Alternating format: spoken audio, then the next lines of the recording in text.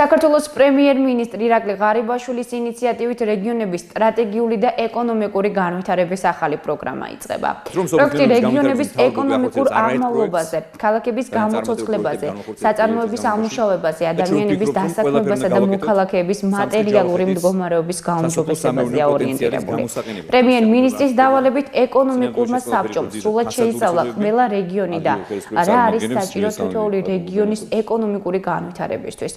მთავრობის მეთაური პირველად სამცხე ჯავახეთს ეწვია. პრემიერმა ყურადღება გაამახვილა რეგიონის უნიკალურ ისტორიულ, კულტურულ მემკვიდრეობასა და გამორჩეულ გეოგრაფიულ ლანდშაფტზე, რაც ტურიზმის განვითარებისათვის მნიშვნელოვანი ფაქტორებია. წარმომადგენლებს ვეტყვით თუ როგორი არის ჩვენი ხედვა, მთავრობის ხედვა, როგორ ამ რეგიონში და ზოგადად რეგიონებში ჩვენი მთავარი ფოკუსი უნდა იყოს მიმართული საქართველოს რეგიონების განვითარებაზე. ვინაიდან მიმაჩნია მე და მთავრობის წევრები ვიზიარებთ ამ მოსაზრებას, რომ ძლიერი რეგიონის გარეშე შეუძლებელი არის ძლიერი საქართველოს არსებობა.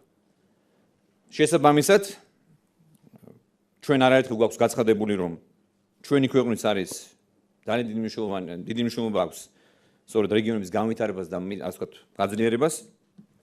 აქედან გამომდინარე, ჩვენ ვთქვით, რომ ეს პროექტი არის შემდეგი სახელწოდების ძლიერი რეგიონი, ძლიერი საქართველოს. და მე დარწმუნებული ვარ, ეს იქნება ჩვენთვის, თითოეული ჩვენგანისთვის მთავარი მამოძრავებელი, ეს იქნება საინტერესო თითოეული ბიზნესმენისთვის.